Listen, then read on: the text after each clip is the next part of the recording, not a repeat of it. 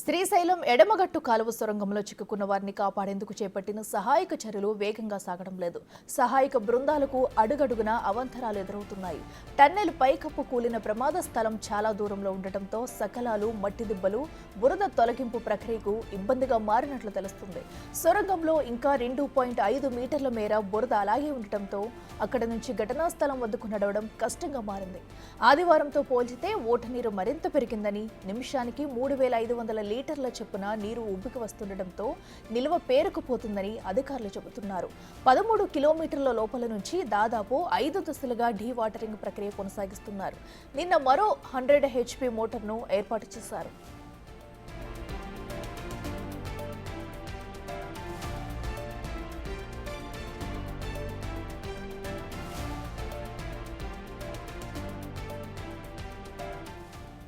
ఉత్తరాఖండ్లోని సహాయక చర్యల్లో పాల్గొన్న ఎన్డీఆర్ఎఫ్ సిబ్బందిని ఈ రెస్క్యూ ఆపరేషన్ కోసం రప్పించారు. శనివారం రాత్రి రెస్క్యూ ఆపరేషన్ పనులు ప్రారంభమైనా ఇప్పటి వరకు యాక్షన్ ప్లాన్ కులోక్కి వచ్చినట్లు కనిపించడం లేదు. లోపల ఉన్న పరిస్థితులపై పూర్తి అవగాహన రాకుండా చర్యలు చేపడితే మళ్లీ టన్నెల్ కూలిపోయే ప్రమాదం ఉందని ఎన్డీఆర్ఎఫ్ బలగాలు భావిస్తున్నాయి. ఈ నేపథ్యంలో ముందుగానే పక్కాగా ప్రణాళికలు చేసుకుని సహాయక చర్యల్లో వేగం పెంచే యోచనలో ఉన్నాయి. పూర్తి స్థాయి రెస్క్యూ ఆపరేషన్ చేపట్టేందుకు సహాయక బృందాలు నిన్న మధ్యాహ్నం పూర్తి ప్రణాళికతో టన్నెల్ లోపలికి వెళ్లాయి. ఉదయం కొంతమంది, మధ్యాహ్నం మరికొంతమంది చొప్పున దాదాపు 35 మంది కార్మికుల లోపల గ్యాస్ కట్టర్లతో ఐరన్ షీట్లు, పైపులు, చువ్వలను తొలగిస్తున్నారు. సాయంత్రం ప్రత్యేకంగా తయారు చేసిన వ్యాగన్ ట్రాలీలో ప్రొక్లైన్లను లోపలికి పంపించారు.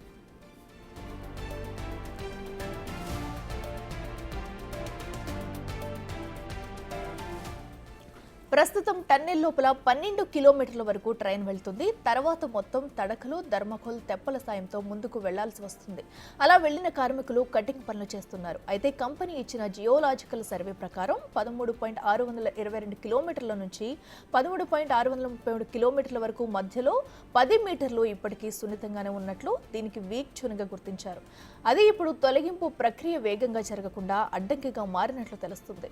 లోపల నుంచి కమ్యూనికేషన్ కోసం ట్రైన్ కు ప్రత్యేకంగా యాంటీనా సెట్ ను అమర్చి తీసుకెళ్లారు.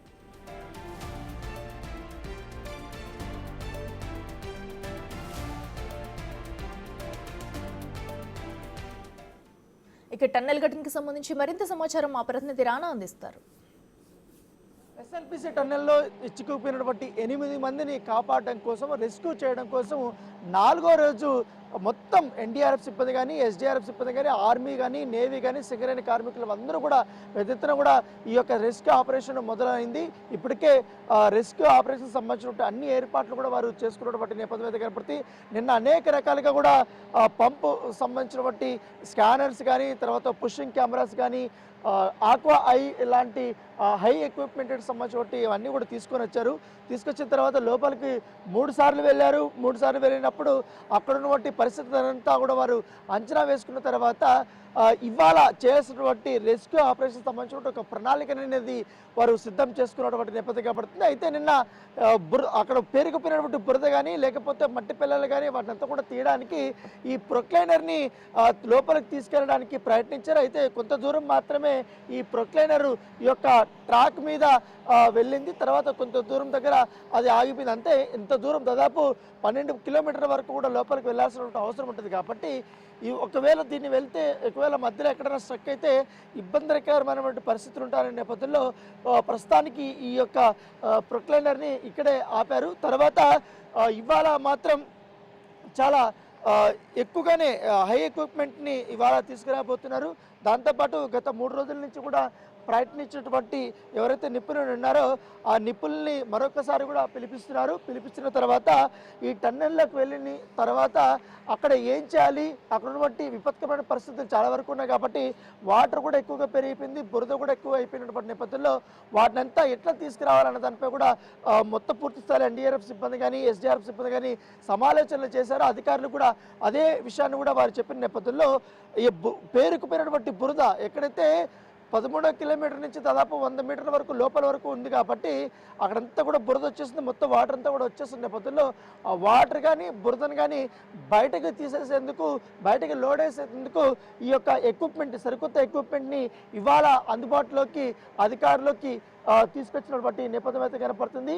ఇదైతే షంప్ పంప్ అంటారు. ఈ షంప్ పంప్కి దీనికి ఒక ఎల్ టైప్ ఆఫ్ ఉన్నటువంటి ఒక పెద్ద పైప్ని ఇక్కడ పెడతారు. ఆ పైపు పెట్టిన తర్వాత ఇది లోపలను బట్టి బురద కానీ ప్రతి ఒక్కటి అంతా కూడా బయటకు నీళ్లు కానీ బయటకు తీసి పంపించేస్తుంది అనేసి కూడా వాడు అధికారులు చెప్తున్నారు.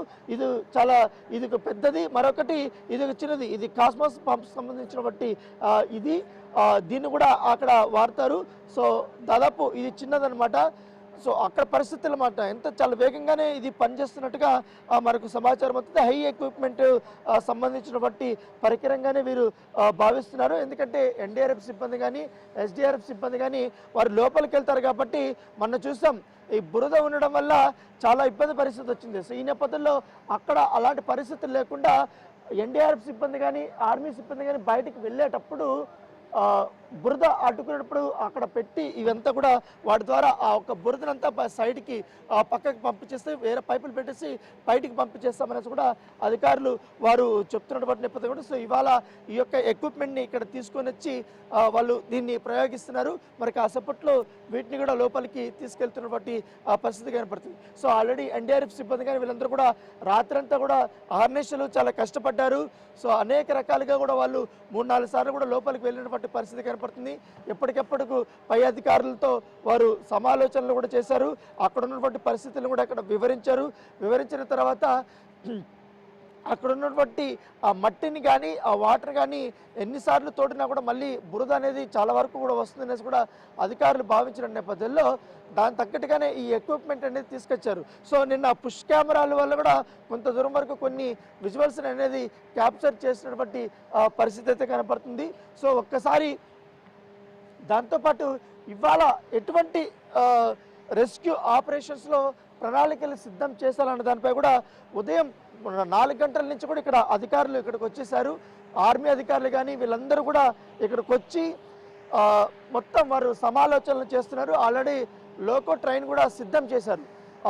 మరి కాసేపట్లో మరొక బృందం కూడా లోపలికి వెళ్ళబోతున్నారు.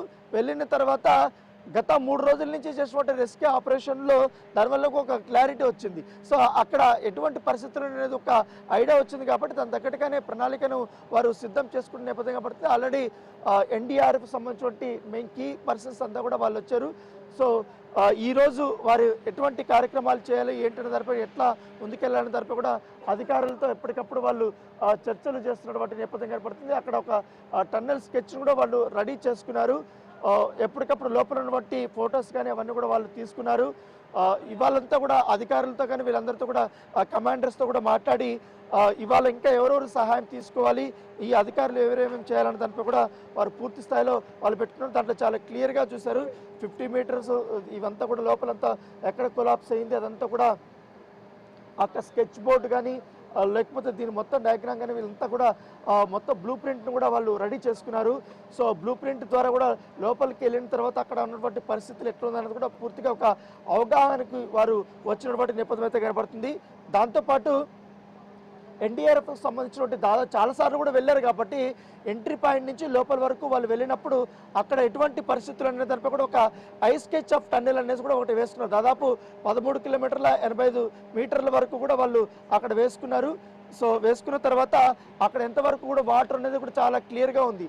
సో ఈ బురద కానీ ఎంత వాటర్ అంతా కూడా చాలా క్లియర్గా ఉంది. 50 మీటర్ల నుంచి 40 మీటర్స్ వరకు కూడా ఈ సెడిమెంట్స్ ఇవన్నీ కూడా ఉన్నట్టుగా మనకు చాలా క్లియర్గా వాళ్ళు రాసుకున్నటువంటి నేపథ్యం ఉంటే ఎంతవరకు ఎన్ని ఫీట్ల వరకు ఉంది అనేది కూడా వాళ్ళు చాలా క్లియర్గా రాసుకున్నారు.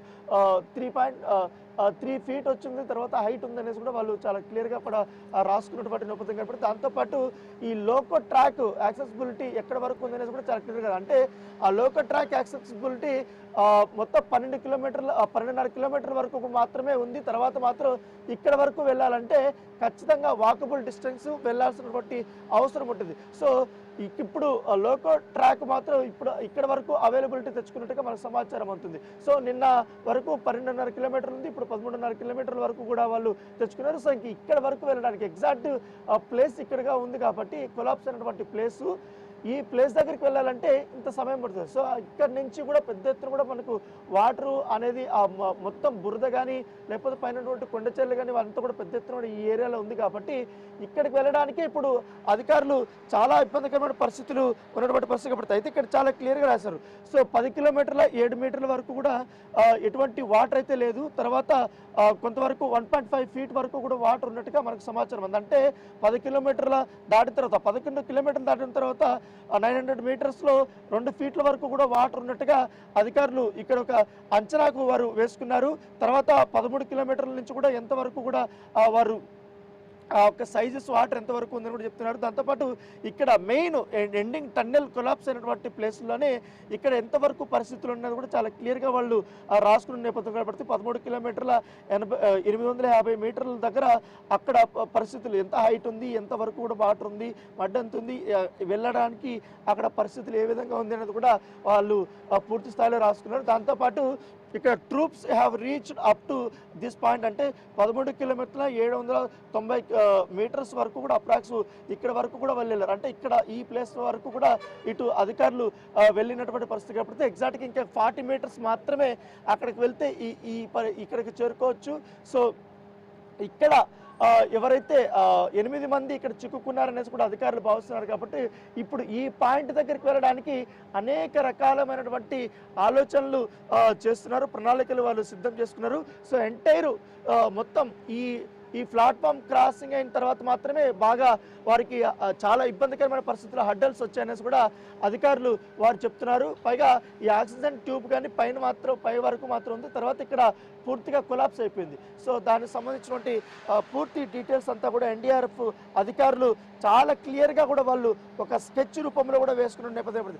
దాదాపు కొన్ని గంటల పాటు ఈ అధికారులందరూ కూడా చాలా కష్టపడ్డారు. ఎందుకంటే 4 రోజులైంది వచ్చి ఇక్కడే పడుకుంటున్నారు. వాళ్ళు తిండి ఉన్నా లేకపోయినా కూడా ఎట్టి పరిస్థితులన్నా ఈ రెస్క్యూ ఆపరేషన్ని కంటిన్యూ చేయాలి, వాళ్ళని కాపాడాలి, అసలు అక్కడ ఏం జరుగుతుందని తెలుసుకోవాలనే ఉద్దేశంతో అధికారులు అహర్నిశలు కష్టపడుతున్నటువంటి పరిస్థితి కనబడుతుంది. సో ఉదయం పూట కూడా వీళ్ళందరూ కూడా ఆల్మోస్ట్ వచ్చేసారు. ఉదయం 4 గంటల నుంచి కూడా ఈ రెస్క్యూ ఆపరేషన్ అనేది జరుగుతున్నటువంటి పరిస్థితి కనపడుతుంది. సో కమాండ్ పోస్ట్ని ఇక్కడ రెడీ చేసుకున్నారు. ఇవంతా కూడా మనం మొత్తం ఈ రెస్క్యూ ఆపరేషన్లో కీ రోల్ పోషిస్తుంది మాత్రం ఎన్డీఆర్ఎఫ్ సిబ్బంది అని చెప్పుకోవచ్చు. దాంతోపాటు మిగతా వారు ఎవరెవరు డిపార్ట్మెంట్లు వచ్చారో వాళ్ళందరినీ కూడా వాళ్ళు ఎప్పటికప్పుడు వాళ్ళతో మాట్లాడుకుంటూ వాళ్ళ దగ్గర ఇన్పుట్స్ తీసుకుంటూ వీళ్ళు లోపలికి వెళ్ళినటువంటి సిబ్బంది కాబట్టి వీళ్ళు ఇచ్చే ఇన్పుట్స్ అనేది అధికారులకి చాలా ఇంపార్టెంట్. తర్వాత వీళ్ళకి ఎటువంటి ఏం కావాలన్నా కూడా అవన్నీ కూడా అరేంజ్ చేస్తున్నటువంటి పరిస్థితి కాబట్టి సో మరి కాసేపట్లో మరొక బృందం అయితే టన్నెల్కి వెళ్ళబోతుంది. అక్కడ తర్వాత మరి ఒక అంచనాకు వస్తారు. అప్పుడు లోపలికి ఎవరిని పంపించాలి ఏంటనేది కూడా వేచి చూడాల్సిన మొత్తం వాళ్ళు డిసైడ్ చేసిన తర్వాత అప్పటికే మంత్రులు చేరుకుంటారు కాబట్టి అధికారుల నుంచి కూడా ఇన్స్ట్రక్షన్స్ వచ్చిన తర్వాత మరికొంతమంది లోపలికి వెళ్ళడానికి ప్రయత్నాలు చేస్తున్నారు.